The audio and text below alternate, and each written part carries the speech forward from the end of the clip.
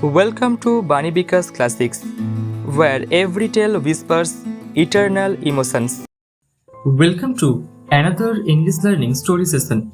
Today we will hear a story, The Postmaster, a short but deeply emotional tale written by Rabindranath Tagore. But today we will do more than just listen to the story. We will also learn powerful English words and expressions that appear in it. So let's start the story. The story takes place in a small and quiet village named Ullaipur. The time is the 19th century, when India was under British rule.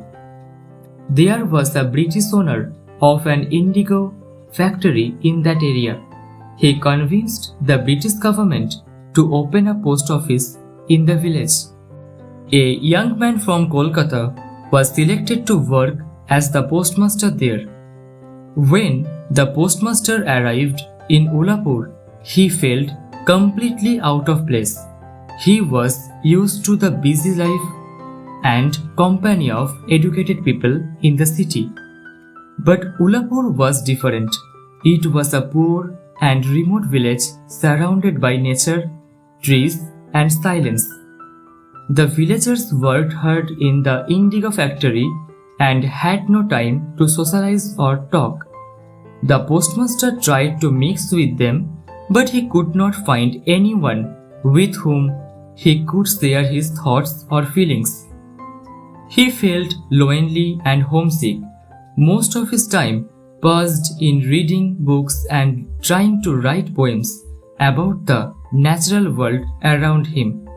He missed his home and longed for companionship. The postmaster needed someone to help him with his household work, so he hired a young village girl named Ratan. Ratan was around 12 or 13 years old. She was poor and had no parents or relatives. She lived alone and worked for others to survive. The postmaster gave her food in return for her work. She cooked for him, cleaned the small room, and fetched water from the well. At first, their relationship was just like that of a master and servant. But slowly, as days passed, things began to change. The postmaster started to talk with Ratan when he felt lonely. He asked her about her past, her parents, and her life in the village. Ratan told him about her childhood memories. She spoke about her little brother and about the home she once had. The postmaster also told her stories about his mother, his sister, and his home in Kolkata. As they shared their personal stories, a bond started to form between them. Ratan began to feel that the postmaster was her family. She cared for him deeply, as if he were her elder brother, even her father. But the postmaster never truly understood her emotions. He only saw her as someone who helped him forget his loneliness for a while. One day, the postmaster decided to teach Ratan how to read and write. He thought it would be a good way to spend time and also help her learn something new. Ratan was very excited. She learned quickly and tried her best to remember each letter and word. She hoped that education would open a new world for her. Then came the rainy season. The village of Ullaipur became flooded with heavy rains. The roads were full of mud and water. The postmaster could not go outside. He became sick with fever during those days. There was no one to take care of him except Ratan. She stayed beside him day and night. She cooked his food, gave him medicine, and comforted him when he was weak.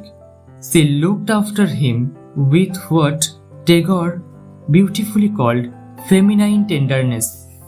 Her care was pure and full of love. In those moments, she forgot that she was only a servant. She felt like a part of his family. When the postmaster finally recovered from his illness, he began to think seriously about leaving Udaipur. He was tired of the isolation and the quiet life of the village. He missed the noise and energy of Kolkata. He applied for a transfer to another post, but his request was rejected. So he decided to resign from his job completely. One morning, the postmaster told Ratan that he was leaving Udaipur for good. The moment she heard this, she was heartbroken. Her world stopped. She could not imagine life without him. She asked him softly, "Will you take me with you?" The postmaster was surprised by her request. He looked at her with disbelief and said, "How could I do that, Ratan?" He didn't understand how deeply she loved him and how much she depended on his presence. Before leaving, the postmaster offered her a small amount of money as a gift. He said she could use it to take care of herself after he was gone. But Ratan refused to accept the money. She felt insulted. Her heart was full of pain, not greed. She did not want charity. She only wanted love and belonging. She ran away from the place crying. The next day, the postmaster packed his things and left the village. He got a small boat that would take him back to Kolkata. As the boat moved slowly through the river, he looked at the trees and water and began to think. He remembered Ratan's tearful face. Her eyes were full of silent grief. In that moment, he realized that life is full of separations, and every separation feels like a small death.